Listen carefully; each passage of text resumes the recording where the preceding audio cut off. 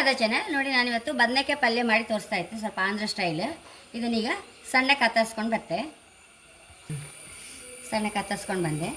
ಒಂದು ಪ್ಲೇಟ್ ನೀರುಳ್ಳಿ ಸಹ ಬೇಕಿದ್ದಕ್ಕೆ. ಈಗ ಒಲೆ ಮೇಲೆ ಬಾಣಲ್ಲಿ ಇಟ್ಕೊಂಬ. ಒಂಚೂರು ಎಣ್ಣೆ ಹಾಕಂತ ವರ್ಜಿನ್ ಕೊಕೊನಟ್ ಆಯಿಲ್ ಹಾಕೊಂಡ್ರೆ ಹೈ ಕ್ಲಾಸ್ ಅದು ಪಲ್ಯ.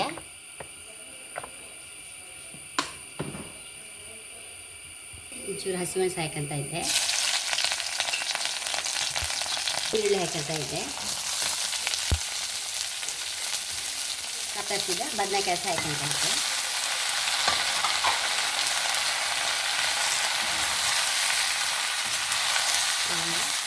ಸರಿಯಾಗ ಹಾಗೆ ಹುರಿತಾ ಇರಬೇಕು, ಮುಚ್ಚಿಟ್ಕೊಂಡು ಇಡಬೇಕು. ನೀವು ರುಚಿ ತಕ್ಕಷ್ಟು ಉಪ್ಪು, ಅರಿಶಿಣ,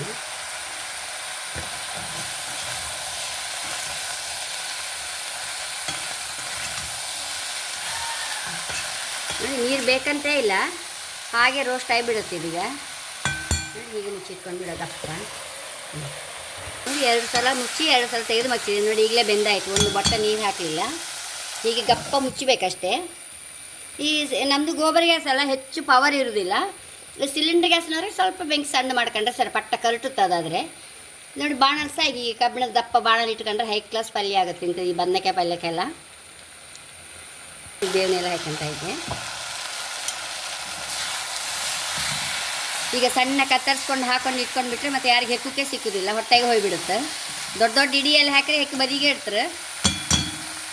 ಬೆಂದಾಯ್ತು. ಇನ್ನು ಮೆಣಸೊಳ್ಳೆ ಹಾಕಿದ್ರೆ ಪಲ್ಯ ಆಗಿ ಹೋಯ್ತು.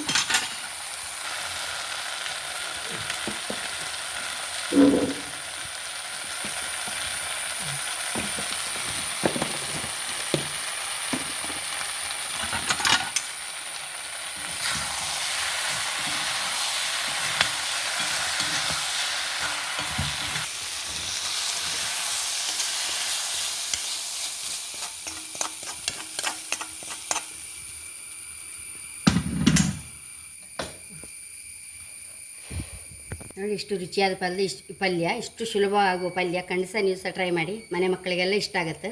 ಹಾಗೆ ನನ್ನ ಚಾನಲ್ ಇಷ್ಟ ಸಬ್ಸ್ಕ್ರೈಬ್ ಮಾಡಿ, ಲೈಕ್ ಮಾಡಿ, ಕಾಮೆಂಟ್ ಮಾಡೋದಂತ ಬರಲೇಬೇಡಿ. Thank you.